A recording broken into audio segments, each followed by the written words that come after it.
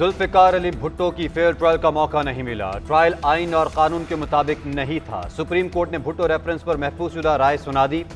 Chief justice ने remarks दिए कि सुप्रीम कोर्ट की राय इस मामले पर मुतफ़िका है। सजा का फैसला तब्दील करने का कोई आइनी और कानूनी तरीक़ाकार मौजूद नहीं।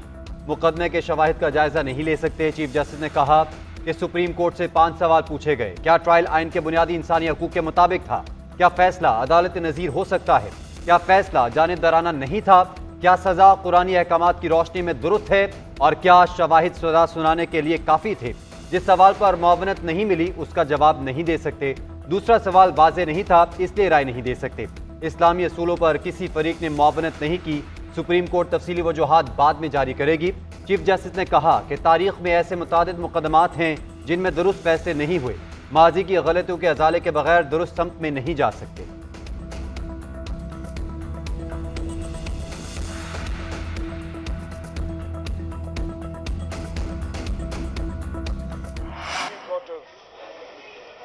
पाकिस्तान ने एक तारीखी फैसला सुना दिया है। जो बुनियादी बात है कि अदालत ने ये माना है कि कायदे अवाम शहीद जुल्फिकार अली भुट्टो को फेयर ट्रायल नहीं मिला। जुडिशरी ने ये वाज़े कहा कि हमें अपने माजी के गलतियों को दुरुस्त करने के लिए ये फैसला सुना रहे हैं। सुप्रीम कोर्ट ने तारीखी फैसला दिया। 44 साल बाद तारीख दुरुस्त होने जा रही है। फैसले से अदालती और जमहूरी निज़ाम तरक्की करेगा। चेयरमैन पीपल्स पार्टी बिलावल भुट्टो की सुप्रीम कोर्ट के बाद मीडिया से गुफ्तगू। कहा, फैसले से पाकिस्तान आगे जाएगा। अदालत पर इस दाग की वजह से अवाम समझते थे कि इंसाफ मिलना मुश्किल होगा। अदालत ने तस्लीम किया कि जुल्फिकार अली भुट्टो को फेयर ट्रायल का मौका नहीं मिला। अदालत ने कहा कि माजी की गलतियों को दुरुस्त करने के लिए फैसला सुना रहे हैं। फैसले के बाद उम्मीद है कि निज़ाम सही सिमत चलना शुरू हो जाएगा। तफसीली फैसले पर वकला से बात करके तफसीली बात करूंगा। सुप्रीम कोर्ट में बिलावल भुट्टो राय सुनते ही आप दीदा हो गए। जज्बात पर काबू रखने की कोशिशें करते रहे।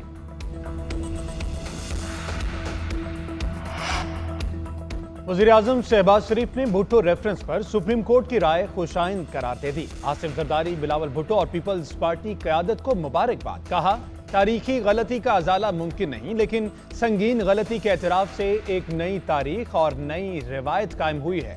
अदालत से होने वाली ज्यादती को अदालत का दुरुस्त करना मस्बत पेशरफ्त है।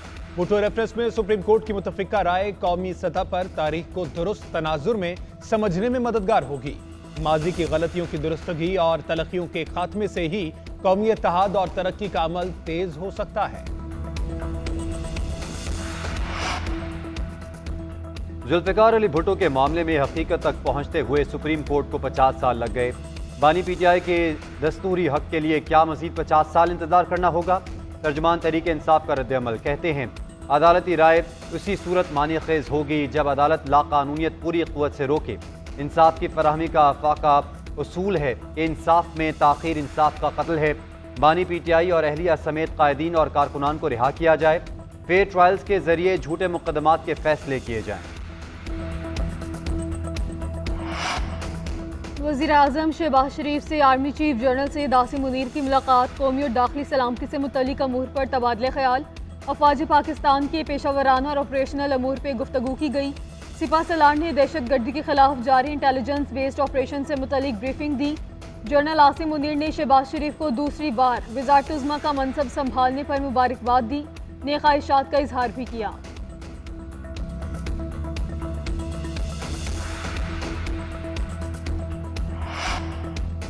वज़ीर-ए-आज़म शहबाज शरीफ का पेशावर का एक रोज़ा दौरा। गवर्नर हाउस आमद। गवर्नर हाजी गुलाम के साथ मुलाकात। सूबे के माशी अमूर पर तबादला ख्याल। अमन अमान, माली और मजमूई सूरत हाल से मुतल्लिक भी गुफ्तगू। वज़ीर-ए-आज़म को हालिया बारिशों से होने वाले नुकसानात से भी आगाह किया जाएगा। वज़ीर-ए-आज़म मुतासरीन में इमदादी चेक तकसीम करेंगे।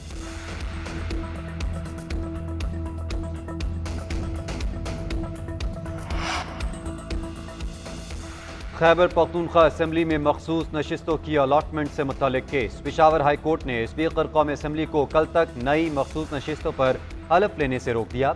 अदालत ने इलेक्शन कमीशन और दीगर फरीकैन को नोटिस जारी कर दिए। जवाब तलब। दौरान समाअत वकील ने मौके पर इख्तियार किया। यह आइन कहता है सीटें जनरल नशिस्तों के तनासुब से दी जाएं। जस्टिस इश्तियाक इब्राहिम ने इस्तफसार किया कि क्या इलेक्शन कमीशन के इस फैसले के खिलाफ अपील दायर की जा सकती है। आप ये कहना चाहते हैं कि हमने लिस्ट नहीं दी तो फिर ये सीटें दूसरों को भी नहीं दी जा सकती। जस्टिस शकील अहमद ने रिमार्क्स दिए कि इलेक्शन एक्ट कहता है कि इलेक्शन से पहले लिस्ट दी जाएगी।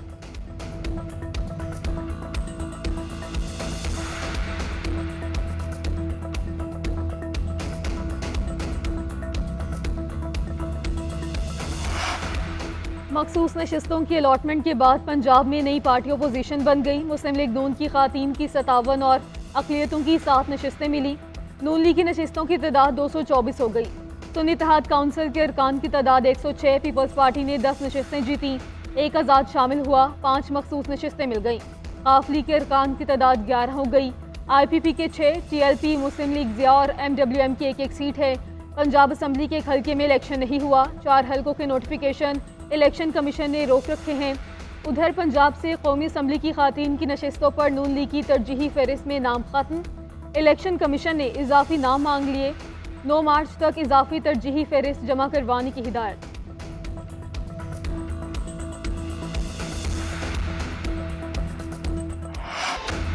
पंजाब काबीना की हल्फ बर्दारी आज। तकरीब का इनेकाद आज शाम 4 बजे गवर्नर हाउस में होगा। गवर्नर पंजाब बलेगुर रहमान हल्फ लेंगे। मरियम औरंगजेब वजीर आला पंजाब की मुआविन खुसूसी मुकर्रर। सीनियर वजीर का ओहदा भी दिया जाएगा। वजारत प्लानिंग एंड डेवलपमेंट, जंगलात और जंगली हयात की वजारत दिए जाने का इम्कान। परवेज रशीद और राना सनाउल्लाह भी मुआविन खुसूसी होंगे। वजारत इत्तलात का कुर्रा अज़मा बुखारी के नाम निकलेगा। Kazim Pirzada irrigation, Rana Sikandar primary education के वजीर होंगे। इमरान नज़ीर प्राइमरी हेल्थ और Salman Rafiq specialised health care के वजीर बनेंगे। आशिक करमानी, खलील ताहिर संधू, रुमेश अरोड़ा, फैसल खोखर, जिशान रफीक और सुहेल भरत के नाम भी शामिल। चौधरी शाफे को इंडस्ट्री और शेर अली गोरशानी को माइंस एंड मिनरल्स की वजारत मिलने का इम्कान।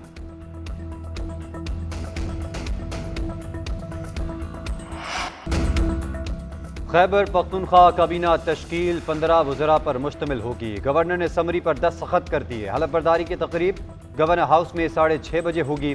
ज़ाहिर शाह तोरू, आकिबुल्ला और मीना खान के नाम शामिल। अरशद अयूब, शकील खान, मोहम्मद सज्जाद, फजल हकीम, खलीकुर रहमान और फजल शकूर हलफ उठाएंगे। नज़ीर अहमद, पख्तून यार, आफ्ताब आलम, सैयद कासिम अली, फैसल खान तरकई भी काबीना में शामिल होंगे।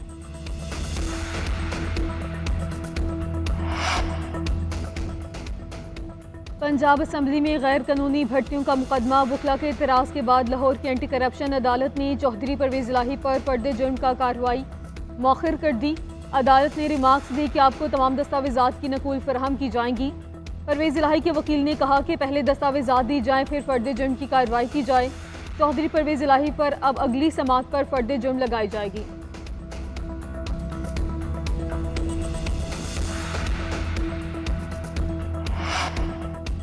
इस्लामाबाद हाईकोर्ट में 190 मिलियन पाउंड नैब रेफरेंस की समात। चीफ जस्टिस ने रिमार्क्स दिए कि ऑफिस ने एतराज लगाया है कि डिपॉजिट के बगैर दरख्वास्त दायर नहीं हो सकती।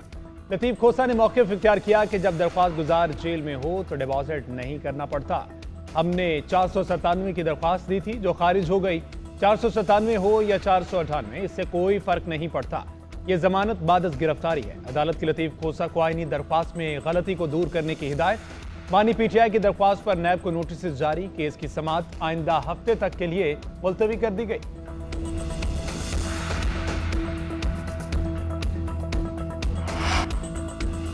सेनेट इंतखाबात के लिए मुस्लिम लीग नून और पीपल्स पार्टी में इत्तेहाद। इस्लामाबाद से सेनेट की 2 नशिस्तों पर नून लीग और पीपल्स पार्टी में सीट एडजस्टमेंट। इस्लामाबाद से सेनेट की टेक्नोक्रेट नशिस्त नून लीग और जनरल नशिस्त पीपल्स पार्टी के हिस्से में आएगी। इस्लामाबाद से सेनेट की टेक्नोक्रेट नशिस्त पर लीगी उम्मीदवार इसहाक डार होंगे। पंजाब, खैबर पख्तूनख्वा और बलूचिस्तान में भी सीट एडजस्टमेंट की जाएगी।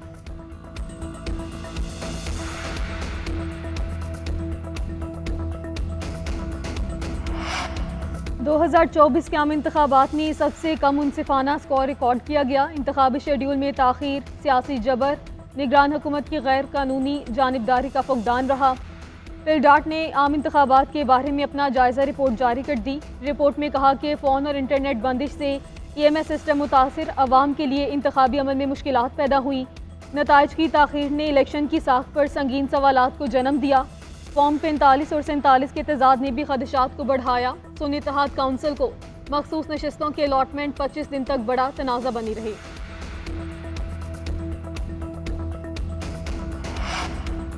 इलेक्शन कमीशन की मखसूस नशिस्तों के फैसले को अदालत में चैलेंज करेंगे। इलेक्शन कमीशन ने आइन के खिलाफ वर्जी की है। बेशतर ममालिक में इलेक्शन हो रहे हैं, चाहें तो उनकी मखसूस नशिस्तें भी ले लें, कम पड़ें तो PSL की खाली नशिस्तें भी ले लें। सेनेटर फैसल जावेद का इलेक्शन कमीशन पर तंज, कहा हुकूमत ने मैंडेट चोरी किया है, फॉर्म 45 सब कहानी बता रहे हैं। अदालत ने इलेक्शन की तहकीकात करें। मौला बख्श चांडियों ने जवाब दिया, हमने अच्छे लम्हात गुजारे हैं, तलखियां भूलना होंगी। ये कहते हैं सियासतदानों से बात नहीं करेंगे तो फिर किससे बात करेंगे? मुल्क में एतमाद की कमी है, सियासतदानों को एक दूसरे का एहतराम करना होगा।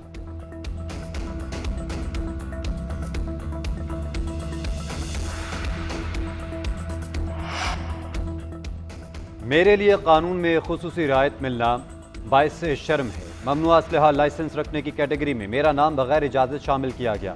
इस मामले पर ख़त लिखा था जिसका जवाब नहीं दिया गया।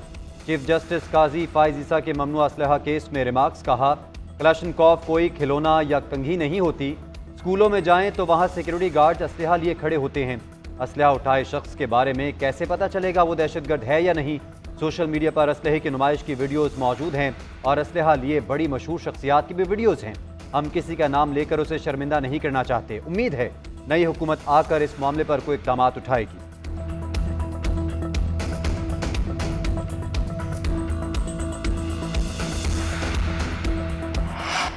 कंट्रोल पे इस वक्त मेरी पूरी तवज्जो है, लेकिन अफसोस के साथ मुझे ये कहना पड़ता है, जैसे मैंने कहा कि गवर्नेंस मॉडल में सीरियस फ्लॉज हैं। इस वक्त कोई प्राइस कंट्रोल का फुल फ्लेज डिपार्टमेंट नहीं। अपोजिशन ने जितनी तनकीद करनी है करें, एहतजाज की आड़ में रास्ते बंद करने की इजाज़त नहीं दी जाएगी। वज़ीर आला पंजाब का ऐलान, कहती है रमज़ान पैकेज के लिए अवाम को कतारों में खड़ा नहीं होना पड़ेगा। मुस्तहिक अफराद को रमज़ान पैकेज घर पर फराहम। मरियम नवाज कहती हैं सूबे में 3.25 करोड़ अफराद को रमज़ान निगहबान पैकेज मिलेगा। 3 से 4 माह में 12.5 करोड़ अफराद की आमदनी का सर्वे होगा। आमदनी के हिसाब से सब लोगों को इस डाटा में लेकर आएंगे। अवाम के मुंह में जाने वाला नवाला किसी और के मुंह में गया तो बर्दाश्त नहीं करूंगी।